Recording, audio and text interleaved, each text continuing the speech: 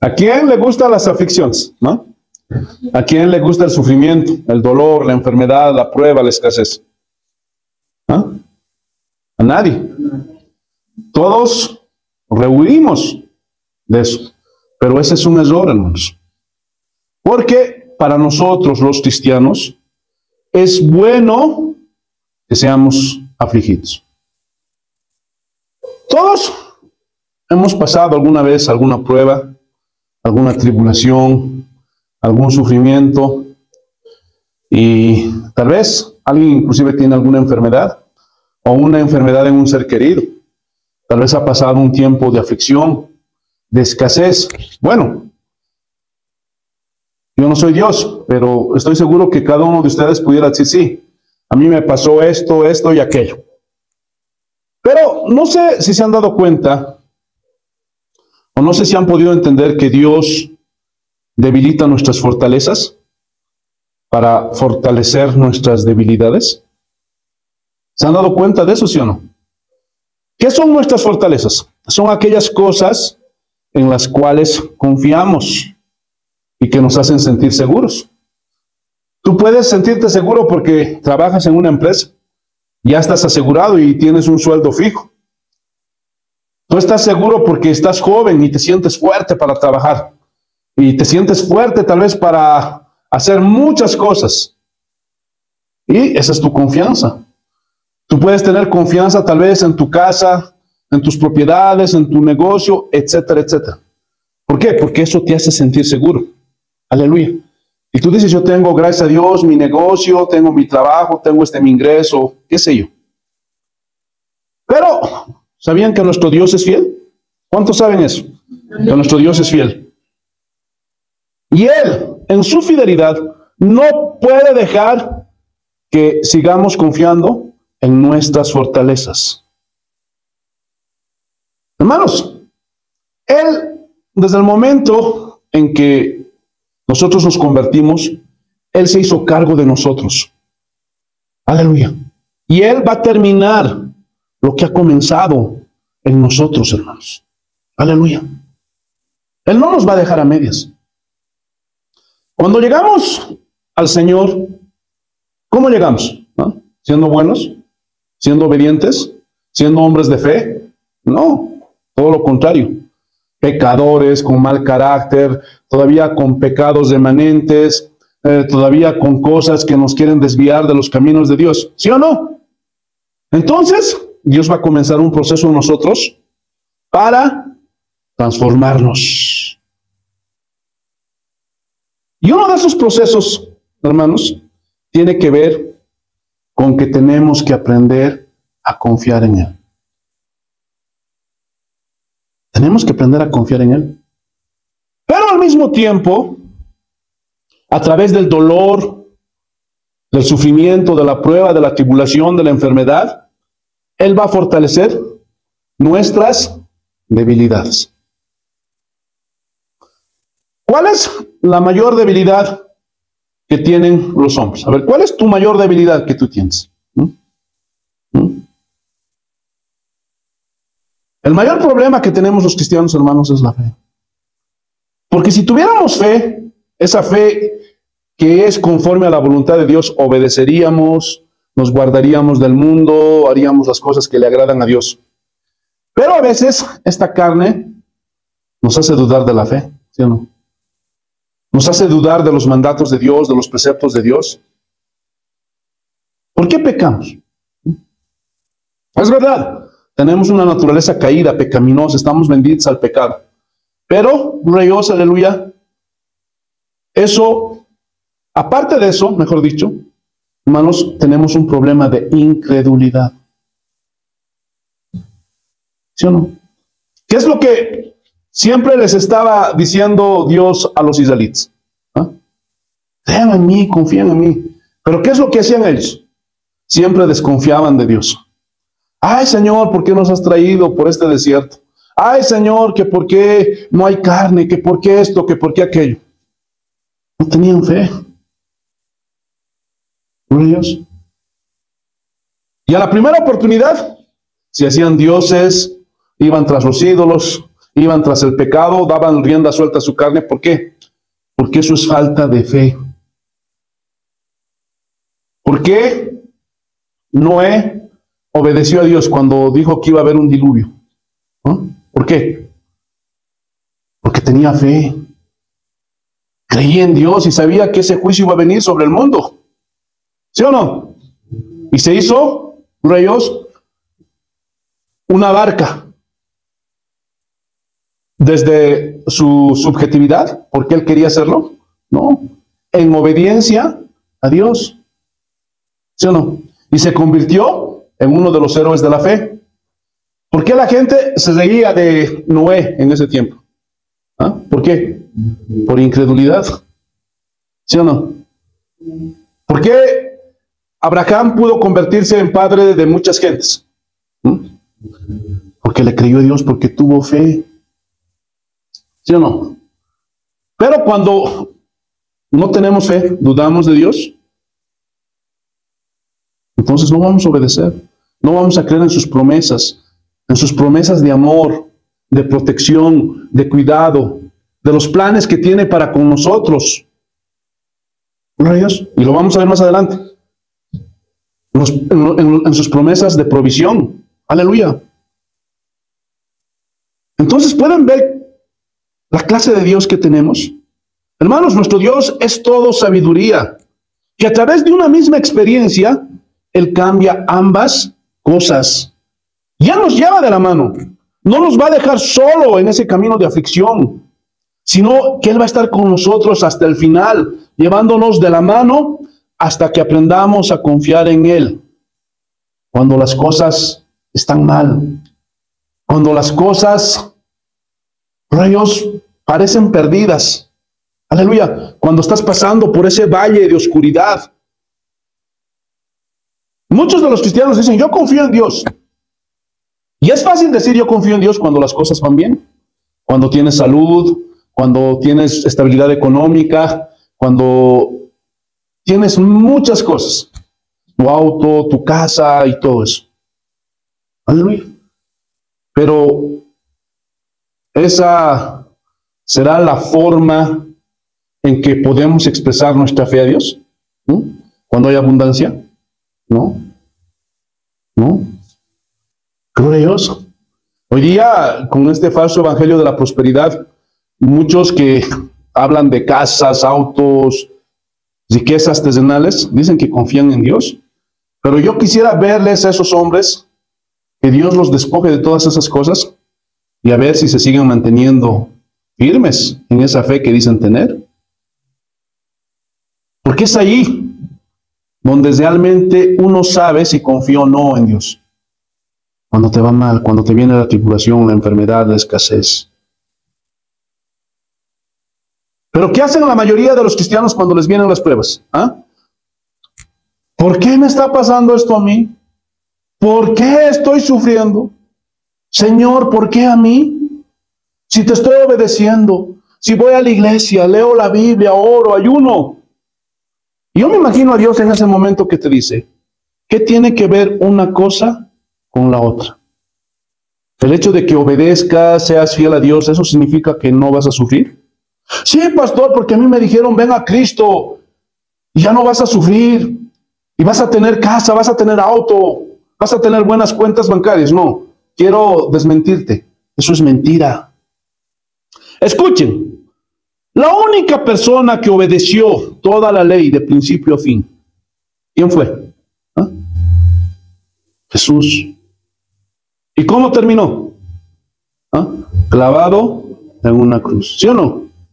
¿Qué tiene que ver el grado de obediencia con el grado de sufrimiento?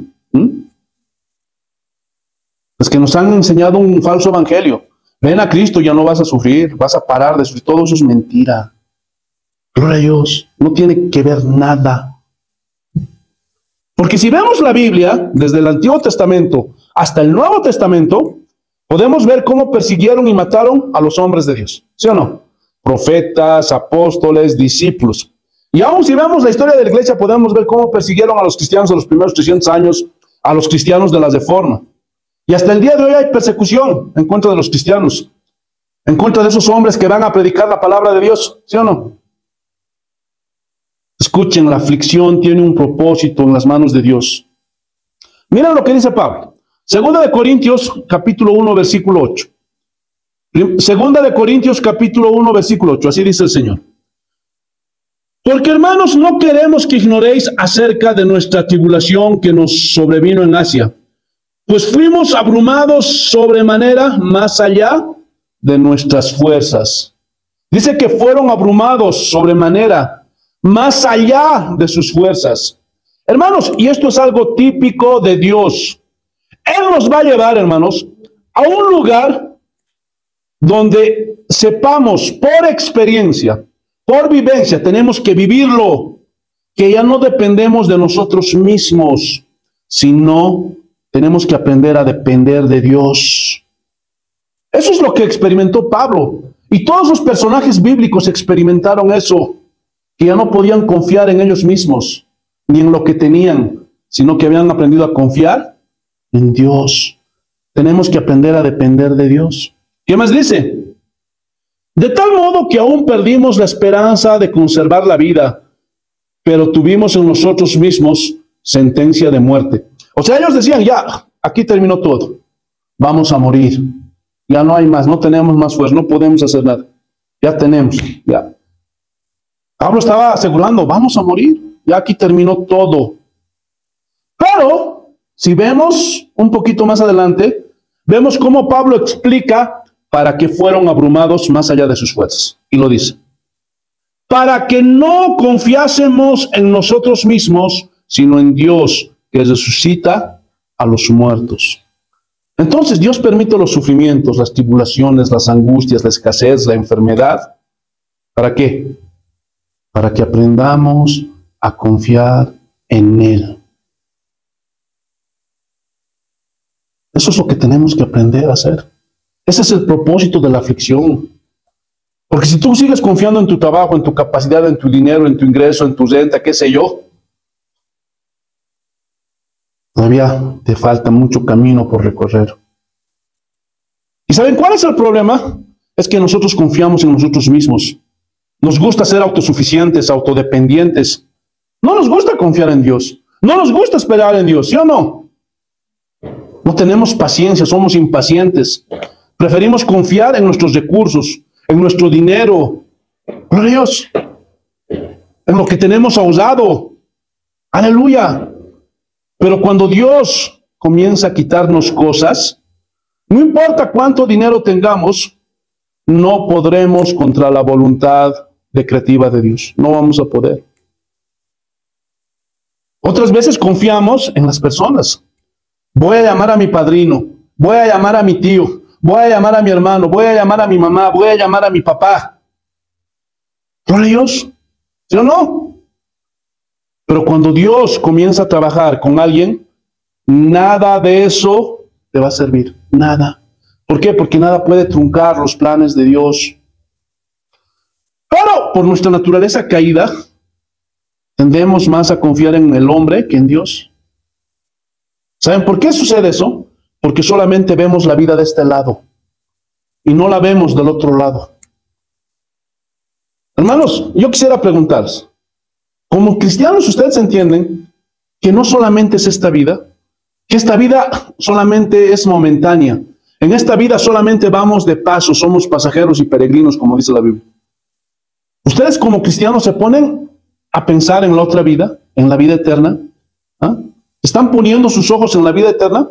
¿O es que como la gran mayoría de cristianos solamente están poniendo sus ojos en este lado de la vida? ¿Ah? Hermanos, pero la aflicción hace que deseemos la vida eterna. A mí me ha tocado momentos dolorosos de sufrimiento. Y a veces le decía, Señor, cuánto no quisiera estar allá. Tanto sufrimiento, tanto dolor en esta vida. Pero ¿saben una cosa? El propósito para los hijos de Dios no es acortar el dolor, ni aminorar la tribulación. Señor, ya llévame, por favor, quiero irme contigo. No funciona así. No funciona así. No funciona así. El propósito de Dios es que sus hijos cumplan ese llamado, rayos, que Dios les dio, el propósito que Dios tiene para ellos. ¿Sabían que Dios nos creó a cada uno de sus hijos con un propósito? Y Dios quiere que cumplamos ese propósito. Reyes, tenemos que cumplir ese propósito. Aleluya. Y la fidelidad de Dios va a hacer que nosotros persistamos confiando, creyendo en Él, hasta que hayamos terminado la carrera, el propósito para el cual Dios nos creó, aunque el dolor me cause sufrimiento, aunque el dolor me haga llorar. Rayos, escúchenme bien. Aleluya.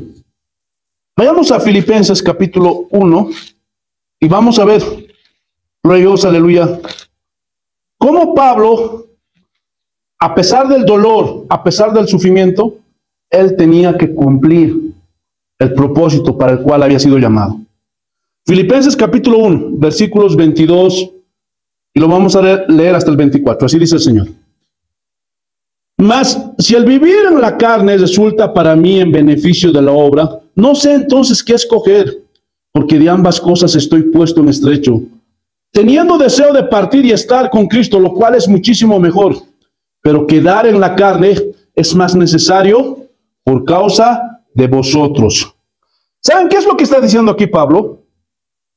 He sufrido tanto, me persiguieron, me arrastraron, me apedrearon, me castigaron 39 veces menos uno. Rayos, me golpearon. Y la verdad, yo quisiera irme con Cristo. Ya estoy adolorido de tantos golpes.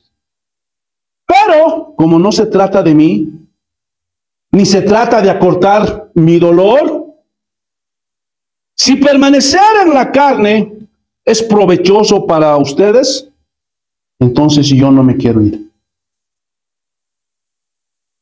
Por eso, hermanos, es bueno para nosotros ser afligidos, porque ahí vamos a conocer más a Dios y vamos a ser transformados más a la imagen de su Hijo, nuestro Señor Jesucristo.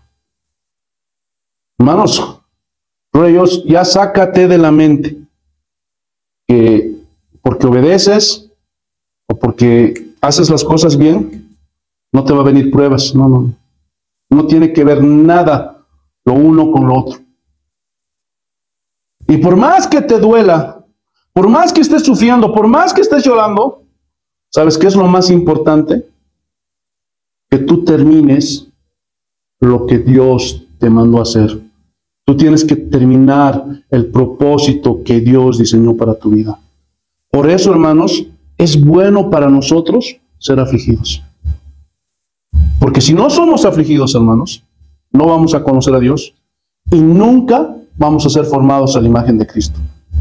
Cuando Jesús, reyes, en su pasión fue capturado, dice que le arrancaron la barba, le golpearon, reyes, lo azotaron. Aleluya, le pusieron una corona de espinas, lo crucificaron, cargó esa cruz tan pesada. Pero ¿qué hizo él? ¿Se rindió? ¿El Padre aminoró el dolor del Hijo? ¿Aminoró el dolor del Hijo? No. ¿Por qué? ¿Qué era lo más importante para Jesús? Cumplir el propósito para el cual había sido llamado. Ahora, si Jesús hizo eso, ¿tú crees que Dios espera menos de nosotros? No. Podemos estar sufriendo, podemos estar llorando, nos puede estar doliendo mucho, pero no se va a aminorar nuestro dolor, porque ese no es el propósito de Dios. El propósito de Dios es que a pesar de ese dolor, de ese sufrimiento, sigamos siendo fieles, creyendo en Dios. y que cumplamos fielmente lo que Él nos mandó hacer. Gloria a Dios. Y de esa forma vamos a parecernos más al Señor. ¿Entendieron, hermanos? Amén. Así que, gloria a Dios, estén preparados. Nada tiene que ver una cosa con la otra.